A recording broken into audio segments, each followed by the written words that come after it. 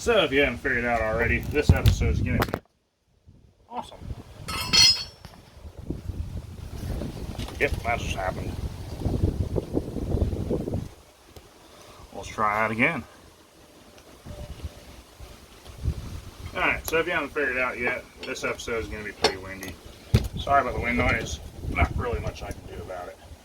So, we got a cardboard box posted up behind you guys. It's probably what you hear now. Try and block some of the wind. You know, because filming a YouTube episode while trying to pull a frame off of a body just wasn't enough. You got to put a box behind you too. And we'll move that around for the rest of the day also. So that should totally utilize our time and aid us in getting this done.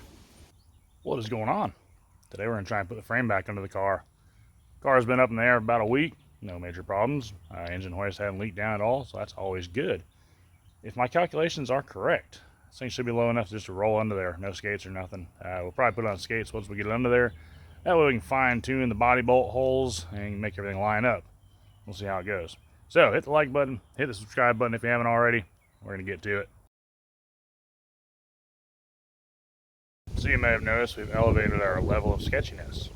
Well, we're about to elevate it again. Totally fine. OSHA approved, 100%. You can see we got the frame back a little bit, but we got to go higher, which, I mean, I knew that. I was just lying to myself by saying that I didn't have to. So we're going up. So we've reached the top level of sketchiness. So far, so good. We're going to clear. Got the ABS box, kind of just pushed it down. The lines were a little bit loose there, so that did clear up a ton of space. So I think we're good to go now. We're going to roll her on out and get ready for the new one.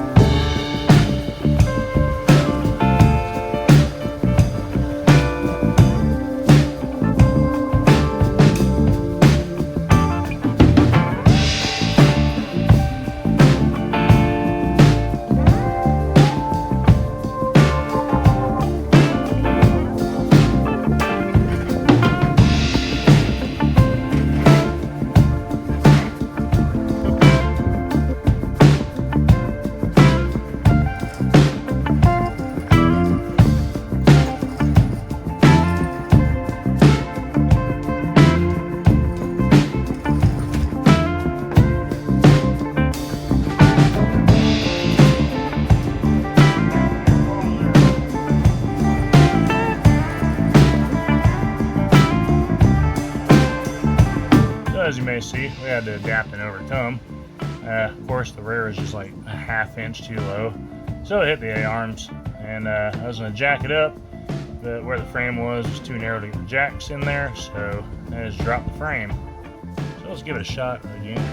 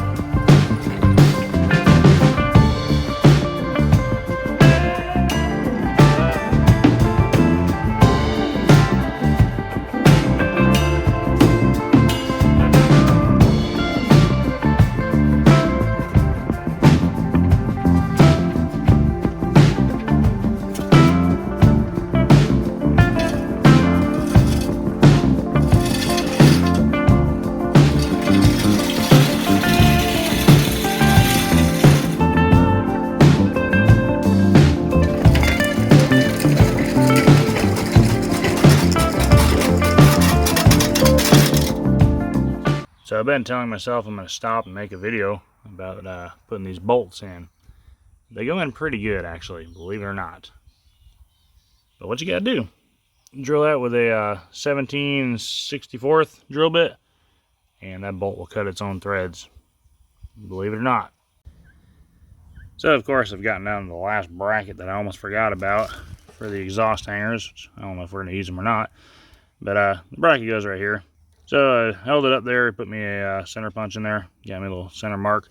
I'm gonna drill that little pilot bit, and then I'm gonna come back with that 17/64, drill it, and then I'm gonna run my bolt in. Unfortunately, it goes a lot easier with an air impact, and I'm up in the house now, I don't have an air impact, so I'm gonna try and thread it by hand. We'll see how that goes. Alright, so I'm gonna try it with an impact, battery power impact.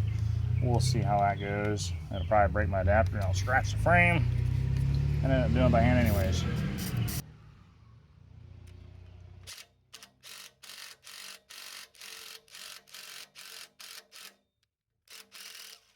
Well, there you have it. Battery powder impact will work. I guess the way it's tapered and how it has the threads all the way to the end, I guess that's the way it makes it cut the threads the way it does. Works out pretty good.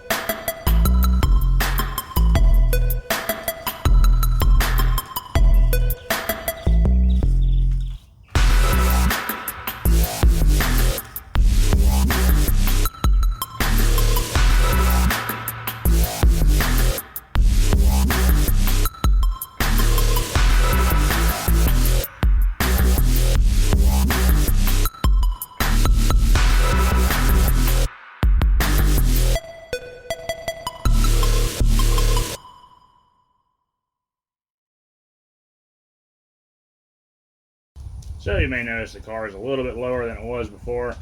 Kind of wanted to get out of the super sketchy zone. What defers a super sketchy zone? I don't know, maybe using the 4x4 with a 6x6 under it. Pay no attention to that 4x4 and that 6x6 behind me. That's just a prop. But yeah, we got down to a somewhat safe level. Still sketchy, not gonna lie.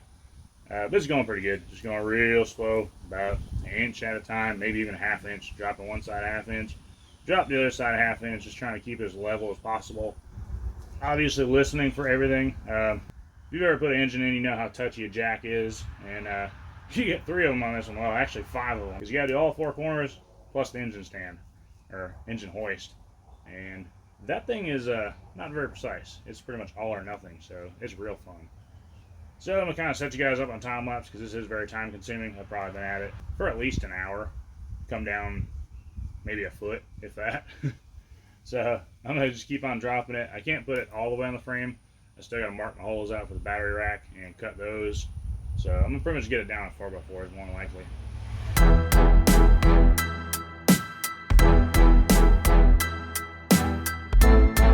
Alright, so we're at the back now and getting ready to cut my holes for my battery rack. I dropped me a plumb bob down from my bolt hole down to my bushing down there. I don't line up now because I moved everything around. But got that all lined up forward and backwards, side to side. And a mark out on my floorboard. There's going to be a straight edge pretty much. Running on my square tubing and made a mark up there on the floor. Basically drew a square. I'm going to drill some holes in each corner and probably cut it from the top. If your measurements are as good as mine, you have to cut a few times. Oh, hey, forgot I was filming a YouTube video here. Let me bring you up to speed where we're at. Got the two back body mounts started. Didn't tighten them up, obviously. Got the back set down. Got our 2x4 out of the back. And now we're working on getting the square tubing out of the front. Got my jack there. I'm gonna do just as when I pulled it off the frame, I'm gonna stick a 4x4 right in front of this piece of metal. That way I can pull this piece of metal out, put a jack under the transmission, and then work my way down.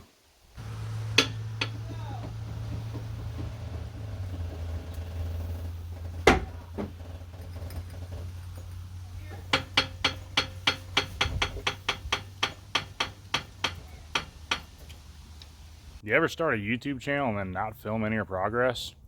I do. Yeah, it happens. Struggle gloves back on the ground.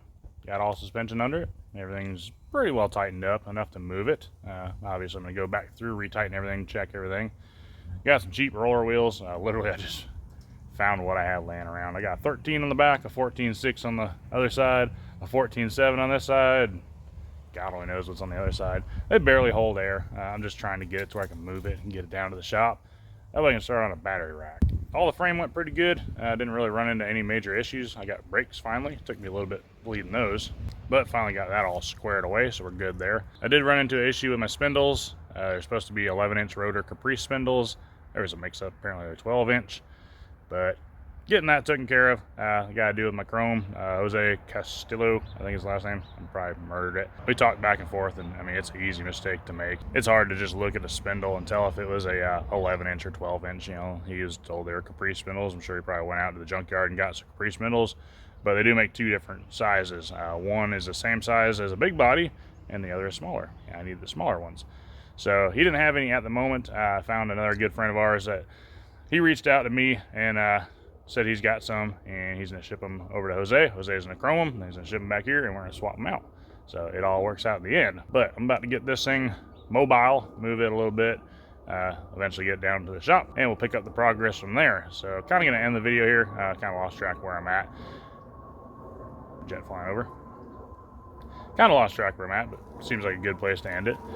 Do a little walk around to the car. It's nothing really fancy at the moment. It's just literally like rusty rollers. Did totally break the rocker panel trim, so that's awesome.